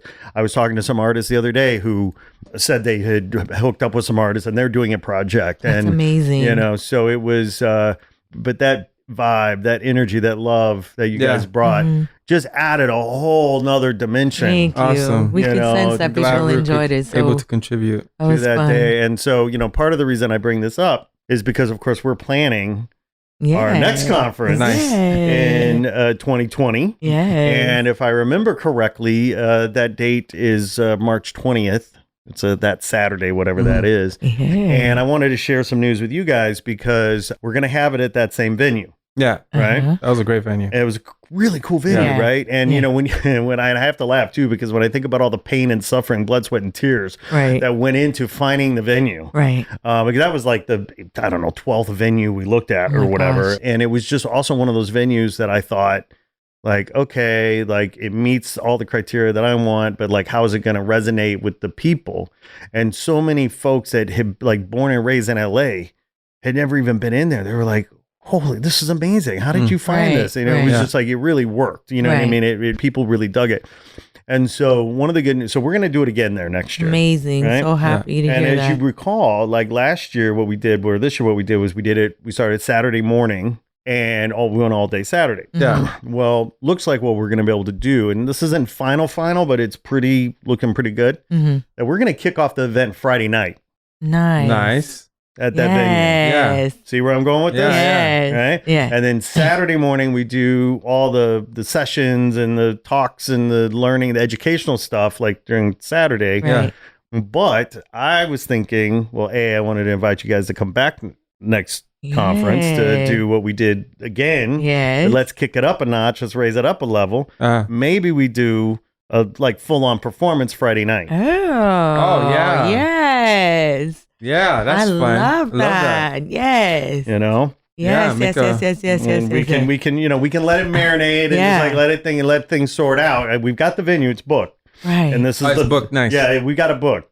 And it's But a historical venue that It's that always a place. 100-year-old building. Yeah. That's amazing. The venue, the vibe of the place is perfect for Parlor Social. Right. We'd love to. You know what I mean? And So your We'd whole love crew, to. the whole team was very, Amazing. efficient. Everyone was mad cool. Yeah. The sound guys were incredible. They Yeah. were really, Yeah. yeah. Everybody was amazing. thank you. We'd yeah. love to. Yes. Let's- Keep us in the loop. Let's keep talking. Yes. Because I mean, well, here's the thing, and I only say if, and let's take one step at a time here, because you guys are embarking on a world tour. I mean, hell, who knows where you're going to be in March of Right. next year. But that will definitely make it a point. Yeah. Yeah. To mark this in Yeah. our calendar and make it. Yeah. Yeah. That'd be amazing. That'd be amazing. Because even the Madonna stuff is over before then, so it's good. This Yeah. is good. Because it would be my goal, personal goal, full disclosure, is for us to figure out what we can do in the Right. over the next few weeks, because I want to start selling tickets, later this summer, early fall, early bird kind of Right. stuff. Right. So when I launch it, I want to make sure that we're, promoting all set Parlor up. Social. Yeah. All right. amazing. Let's do it. That's incredible. Yeah. Yes, we're so Yeah. happy for It you. was so great. When you having start guys. adding extra days, that's like okay. It's a good sign. Well, Yeah, because a lot of them come the day before. They're Right. out of town folks. Yes, They that's come right. the day before. So That's might right. as well give them something to do. Mhm. That's right. They can meet and greet, mingle, and Yep. all of that. Yep. Wine tasting or whatever, however you want to do it. But at least Yep. they got something to do that night. Have 100%. something to see. And something to Desi's point earlier, I mean, the conference is for creators of intellectual property, Yeah. right? Usually artists, designers, creators, musicians, like that's, and so having a multi-dimensional kind of conference. So Yeah. it's not just about the visual arts, but the performing arts, and then bringing that musical element that you guys bring and everything else. Like you're creating that kind of, a unique experience. Right. Right. So we just, we want to do it again and we want to grow. But that venue, I mean, it's when you amazing. look at so many of the venue, we got, I don't mind saying it was like $4,000 for 2 days. That's incredible. Wow. Yeah, because Right? we've done research on certain venues and it's like, whoa. Yeah, it's crazy. Yeah, that's great. It's crazy. And so that was the insight, because see, last year what we did was we set up on Friday Right. and then we were there all day on Saturday. Exactly. But by Friday evening, we were done. Yeah, right. Yeah. So might as well Do something do Friday something night. out of it. Yeah. That's incredible. That really is. Oh, that's fun. Yeah, That's fun. that I is think really, really good That'd deal. be so fun. Yeah, Well, because I was like, yeah, we've shopped around certain venues and it's intense. crazy. Yeah. It's Yeah. crazy. Right. Just what you don't get for Yeah. a lot of money. Yes. It's LA, man. I was like, man, especially downtown. You don't even want to touch downtown. It's like, yeah. When I moved to LA in 2001, downtown at night was like, you did not Oh, go yeah. downtown. Yeah. Yeah. And there was Certain nothing to do. pockets. Even Right, Hollywood. like- I've heard stories like even around the CNN tower, Yeah, the right. CNN Sketchy. building. Yeah. Sketchy. I have a friend that was part of the whole 9/11 team. Oh, wow. And he was working at CNN, so he had just moved here. And he said it all the time. Sunset was not a place where you would go and hang. Yeah. No. It did not look like this. No. Hollywood Boulevard, Sunset, none of that. Yeah. Yeah. Yeah, LA is crazy. I mean, what's happened, and now we got the Olympics coming back. Woo! We got You know FIFA what's World happening? Cup coming back. New York City's too expensive. That's what's happening. Yeah, right. So there's an influx of New Yorkers moving in. So they're like, let's keep building. Let's keep putting We're stuff. just looking at the skyline downtown. And it's changing. Coming from Inglewood, we always see the skyline. You see all those cranes. And Crazy. they're everywhere. Yeah. All these. Wait, what was this building? Skyscraper built. It's like you're looking at it. Stuff is keep popping building, up. yeah. I know, it's crazy. Well, I mean, you guys being from Montreal, I have to say, I love Montreal. I've only been there once, but goddamn, did I love that city. That's a great city. Such a sexy city, It man. is, Like it that is. place is like amazing. What's happening in Montreal? Do you guys get back much? Well, we haven't been in last year and a half. Yeah. We're going We're back. finally going we're going this weekend. Oh, nice. Before I wanted to make it a point to Strictly see family. Yeah, Just to see family. I trip. have a new Good. nephew I still haven't met yet. Yeah. Yeah. So we're going to hang out in Montreal, and Jazz Fest is starting next weekend. Mm-hmm. So we actually have a couple of friends that are going to be performing in Montreal. So we're I'm gonna see them. performing So yeah, and Dessy is without doing a show. Ric'key. So he leaves. He starts rehearsals in New York with Madonna, and I am going to perform in Montreal. And friends were like, "You're crazy! You can't come in book anything Jazz Festival weekend and on the side." Because everything is packed. Everything's packed. is booked. I booked it, got musicians. I got 100 people already that are interested in the gig. You know why? You know why? Because you're a badass motherfucker. That's why. He was like, "What?" I was like, "Yep, that's happening." I just wanted to play with my friends. I wanted to get home and just do something. I was like, Ricky's gone, and I feel like, okay, let me just set something up just for fun. We're just going to keep it loosely based off the soulful jazz brunch that we do. I was like, it's going to be called Soulful Jazz Vibes Montreal Edition. Love it. Apart from the Montreal Jazz Festival, set up shop like at the spot in Old Montreal. And I was like, just for family and friends and people that I haven't seen in a long time that have been bugging us to Did you play. book the venue? Is it Yeah, it's booked. It's solidified? confirmed. Do you want to announce it? It's at the Rosewood on July 6th, 9:30 p.m. There you go. So come on out for Soulful You hear Jazz that, Montreal? Vibes, Get out there. Montreal edition. So I'm really excited about it. We the same vibes that we do at Middle Bar that we've been doing at Middle Bar. That's the same kind of concept that I want to keep. So it can in. you share this? So for our listeners, for our non-English speaking listeners who only understand French, can Yes. you please promote this so that they understand what's going on? Bon, je vais être à Montréal le 6 juillet et je joue à Rosewood à 9h30. Et puis c'est $10. Très cheap durant le festival de jazz, mais c'est à part du festival. C'est moi-même, Dessy, Lauro and Friends. That's it. C'est tout. Merci. Merci. Can I have a poutine, please? Yeah, thank you. Poutine indeed. Love me a good poutine. Oh my gosh, that's great. Guys, this has been just fantastic. Thank you Thanks for having us. Oh my you're God, the I'm best. so stoked. Yeah, we're Wow. excited too. A lot of stuff coming. I And know I really enjoy your podcast. I really enjoy thank them. you. Yeah, Yes, we keep listen. doing it. we Thank you, listen bro. all the time. Oh, that's super sweet. Yeah, Yeah. I have no idea what I'm doing. I just know I'm having fun. We love it. It's Oh. so interesting. It's But now so you're an official podcaster now. Well, that early on in the show, in the early episodes, we joke. It's like, the last thing I want to be in my life is a professional podcaster. But the thing is, it's so easy with you because it's conversational. It's Yeah. interesting. You're already such an interesting person. It's like we're having a conversation. We're just kicking it. Thank you. know? And that's why I like That's what- hanging out with you, because these conversations, what we just did now, It happen all this the is time. what happens when Right. Sourdough and I meet up and we just go for lunch or whatever, Right.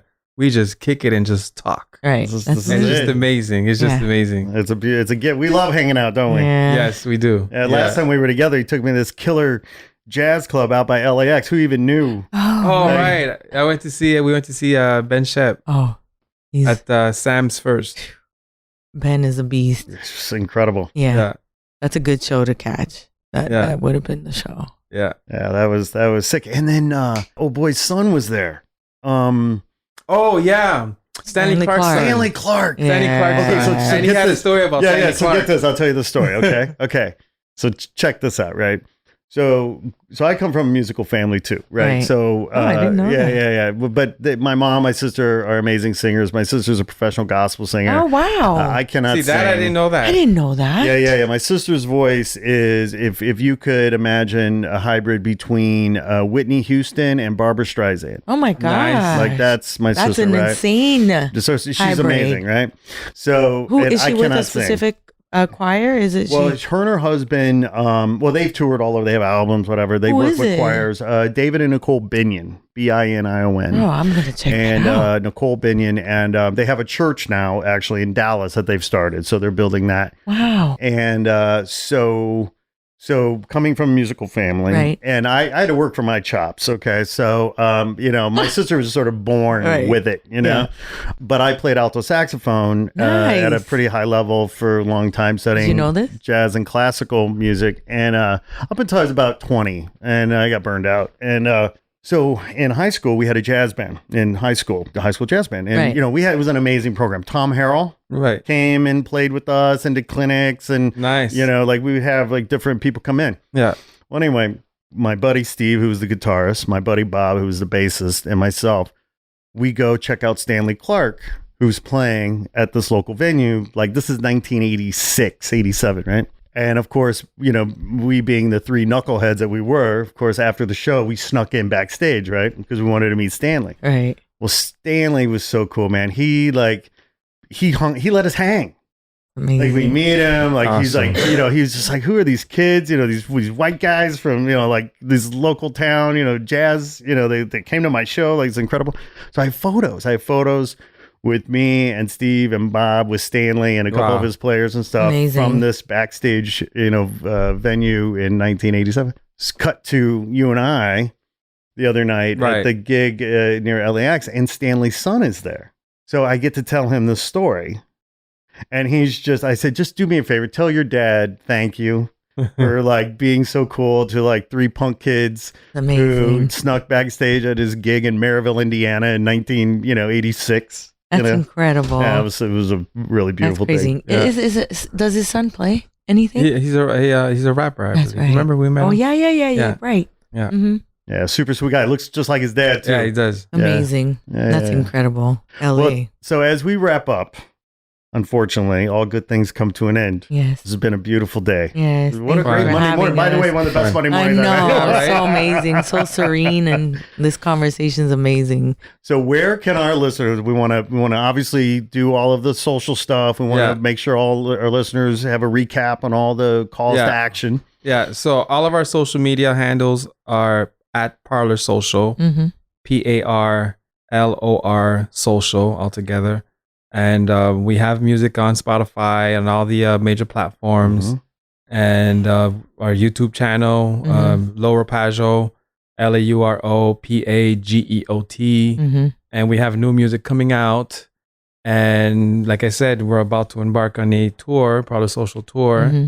While I'm on the road with Madonna, we're on some of off nights. We're Mhm. gonna If you want be more booking some in-depth, shows. Yeah. more in-depth info, parlorsocial.com. Sign up to our newsletter. Great. Yeah. Okay. As we So you can send get all out- the deets Yeah, that way. Yeah. yeah. Okay. Yeah. Anything else that we're missing? And that newsletter is really important because it sounds like, things are in constant Yeah. flux. Yes. new Yeah. developments, And you may new miss something shows. on Yeah, social that's right. media. A so lot of just to people make get sure. a breakdown of everything that's going on. Yeah. And we don't like to harass people too Yeah, much. We right. send them out periodically. Yeah. So Mhm. that's good. So yeah, sign up to our newsletter. You can sign up from our website, parlorsocial.com. And yeah, hep. Yep. Hep, Thank hep, you so hep. much. Oh for my having gosh. Well, Sourdough killing it on the podcast. Yeah. Killing it. Well, as long as I'm hanging out with people like you, Yeah. it's a good day. We appreciate you You taking get the a- time to have us today. Well, We I had a appreciate great you taking day. the time to be on the show today. Yes. And we wish you nothing but success and health and wealth Thank you. Yes. Yeah. moving forward in life this year, 2020. We have manifested so many things. It's great. I mean, we're going to be getting a booking agent out of this. We're going to be, booking so New excited. Orleans. We're going to be. I know it's coming. It's just a matter of time. That's right. I'm really excited. It's an endurance sport. Yes. That's the thing. Like, I think a lot of times, I mean, we live in a time where, it's a crisis of unrealistic expectations Right. about how long these things take. Right. Yeah. It's an endurance sport. Yep. Yeah. Nothing worthwhile happens overnight. Survival of the fittest, right? That's it. Survival of the fittest. Yep. It's not a marathon. It's a marathon. It's That's not right. a sprint. That's Right. right. That's right. Pace yourself. Manage your energy. Mhm. Yeah. Hey, we love you guys. Thank you. Do promise me that you'll come back and course. when Oh, you get yeah. off the road and regale us with the Stories. adventures and the stories. November, we'll harass you in November. I love Ricky it. comes back for a Chicago. little while. Yeah, well, I'll see you in we gotta Chicago. see you in Chicago. I'm manifesting that right now. Yeah. As soon as we get done here, I'm calling the boss, aka my wife, and telling her what's up. Yeah. Yes. Nice. So, all Yeah, right, guys. thank you for having us. Be well. Thanks for coming. Thank you. Cheers. Peace out. Hey there. Thanks for tuning in. Please be sure to like this episode and share it with your friends on social. And if you haven't already done so, please be sure to press subscribe and follow us on IG at Not Real Art Official. We appreciate the support. Sourdough out.